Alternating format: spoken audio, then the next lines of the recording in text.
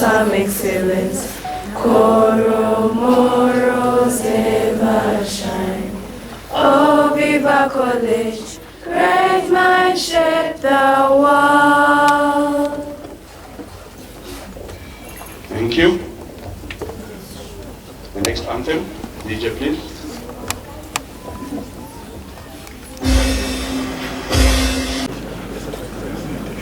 Let me take this opportunity, singular honor, to welcome you, my brother, my friend, my elder, my mentor, a leader that I cherish to become, Charles Peter Mayiga, to Busoga.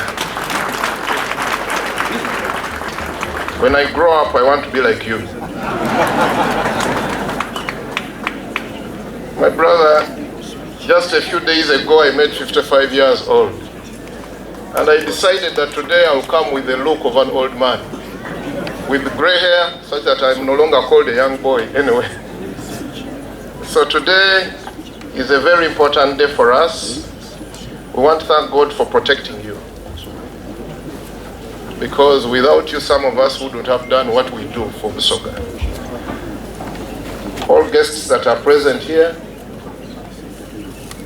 the directors and the vision bearers, our lovely students, how are you? Some time back, and Mr. Andaula will know, senior lawyer, that I'm not a lawyer. I am not a lawyer, true, so I cannot compare myself. But anyway, I am the Katuki of Busoga.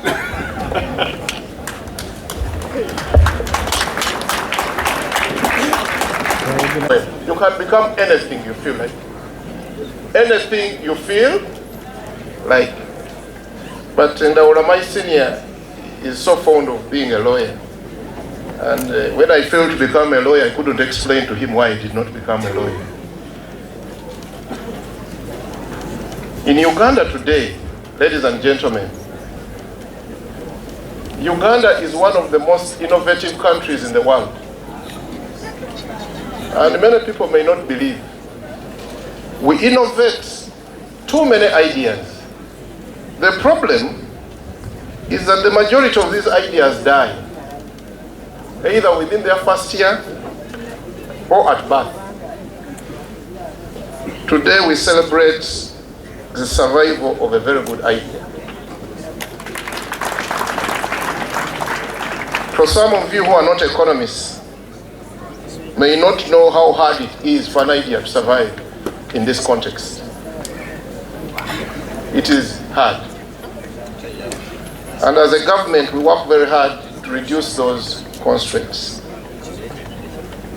As a parent in this school, and chief guest, I have had 3 of my children, 4 in this school. So that tells you that I don't have very few children, I have a number. But this school gives you one thing. It gives you a person. It improves our children. And that's the most important thing that we see in this school. To the extent, chief guest, it tells you something that we take for granted. That this is not just a school. It is a community. It is a family. And for the first time, guest of honor, we now see parents moving from Kampala to Jinja. At least there is a jam when there is a visitation at Viva. We are not so accustomed to jam in Busoga. But when there is a visitation at Viva, there is a jam in town. And that tells me that money is flowing into Busoga. The vision bearer, thank you, and thank you very much. The Kyabazinga has requested me to thank you and honor you for that. When the headmaster was speaking, he was telling us about the grades. I am not a fan of grades. I'm not a fan of grades. I am a fan of competence.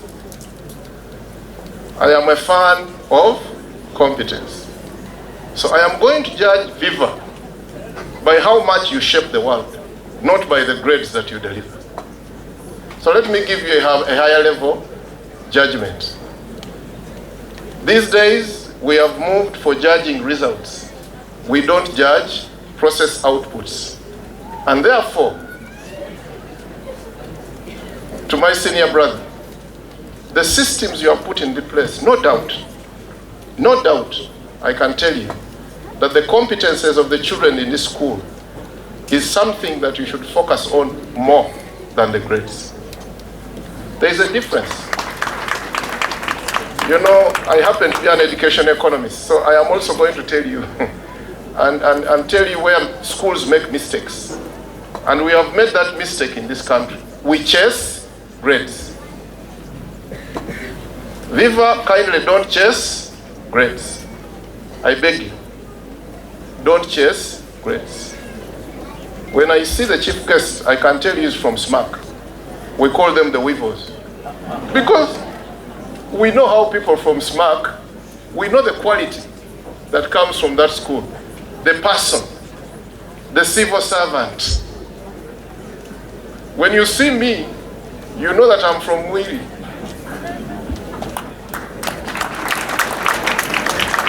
But I am also from Namiriango.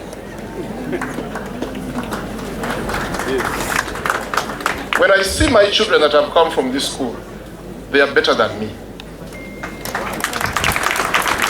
And I have gone to the very, very good schools in this country and attended the only university at the time. There was nothing else. But the children you deliver are far better than myself. Not in the grades, but in the people that you train. I want to encourage you, since I remember the first time I came to your office, senior brother Juma, and that time we were talking about a technical school. So you can see that I'm also part of the vision. We were talking about a technical school. I hope you recall you even gave me a drawing, which I still keep in my office. I have not even implemented it. But I'm grateful that you're going to implement it. We want to thank you for investment in Busoga. and to encourage our kids, to all our children.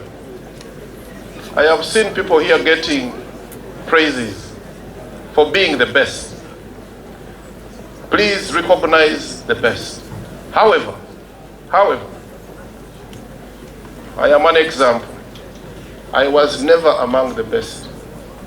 Never was I among the best. But I am now among the best in my field. I know it. This is to encourage all of you who got no praises here, that you are going to be the best if you want to be. Chief guest, you will excuse me, I'm not a lawyer, but I always stand for those who are not being included. So I have tried to include everybody. I want you to enjoy your 10 years of celebration. Never mind the tough mark that I have given you, I know you can achieve it. To my brother Caesar, thank you for investing in Busoga. Thank you and thank you and thank you very much. To all the parents, thank you for investing in this school. The Kyabazinga appreciates the scholarships. Chief guest, the first kids here, 5 or 6, were from the Kyabazinga of Busoga. But the Kyabazinga does not pay school fees, because Juma will pay school fees for the Kyabazinga. And all the kids who came within the 5, their lives have turned. They're different people. We want to thank you. And I don't know whether any of you has the power to invite the chief guest. Look at the expansive grounds and the impressive infrastructure and the order of the school's layout. It is easy to conclude that the founders are focused on providing wholesome education to the young citizens of Uganda. Across the Nile, I tell people, when you clap, you really do clap.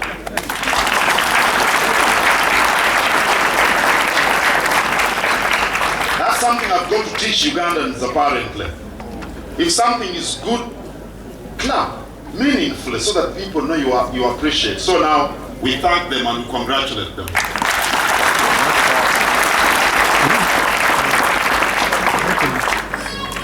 The most impactful epochs of civilization have been premised on how its communities, on how their communities embraced learning, education, and innovation. Right from the ancient Egyptian black civilization. I don't know whether the students of Viva College know that the people who built the pyramids of the ancient Egyptian civilization were blacks. If you didn't know that, now you know. Right from back then, through the days of the Roman Empire, through the days of Genghis Khan, of the Mongol Empire, through the formation of states in Europe following the collapse of the Roman Empire, through the Industrial Revolution, colonialism and imperialism, all these epochs have one common feature: education. These days we talk about innovation. Even here I've been talking about innovation.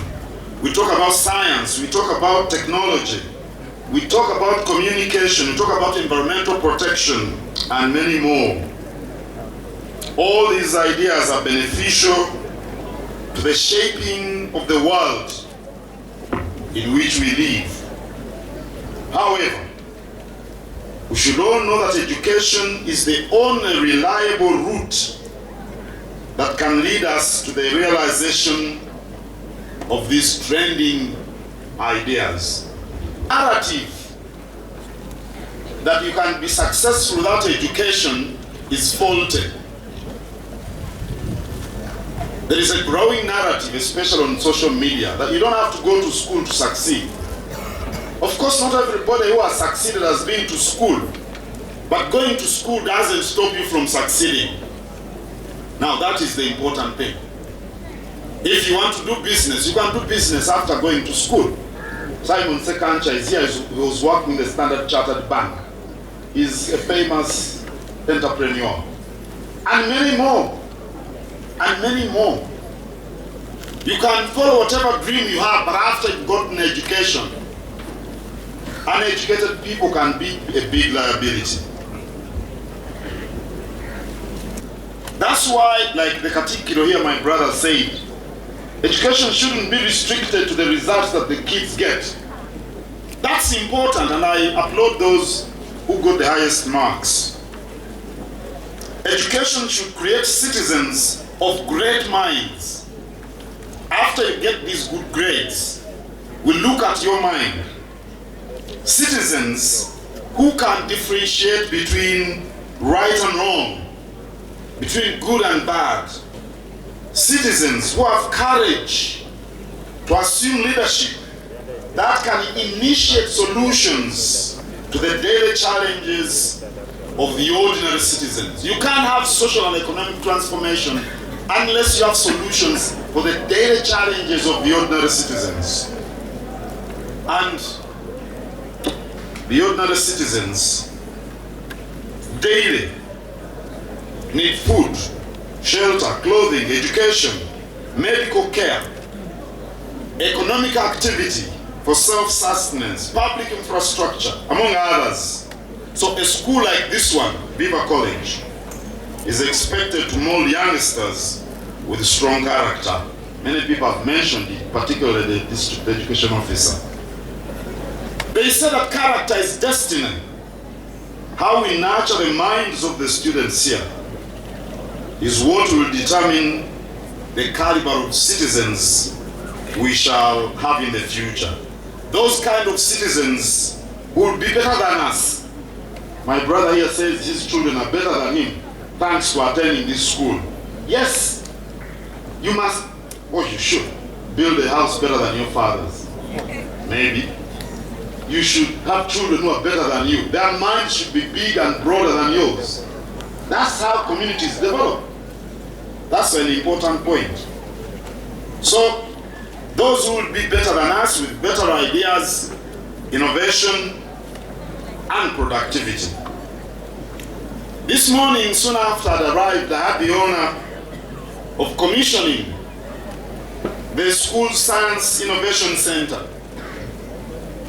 This center offers practical skills to the students: tailoring, IT, greenhouse management, artisanship.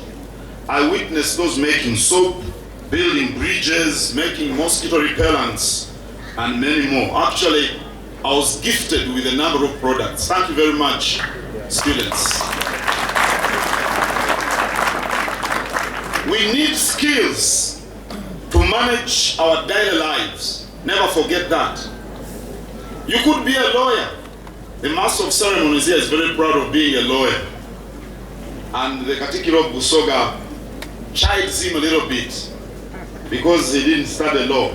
Don't worry, you are good where you are, my brother. You could be a lawyer, a medical practitioner, you could be anything. But if you don't have skills, you are doomed. You know, simple skills: baking, tailoring, home management, laundry.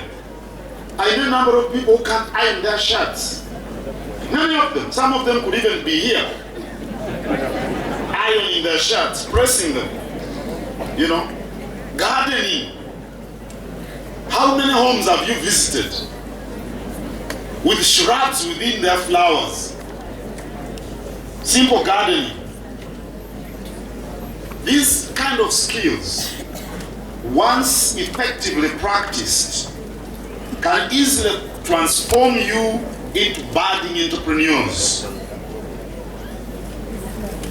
Young people your age these days are easily impressed. You like the good things that life can offer.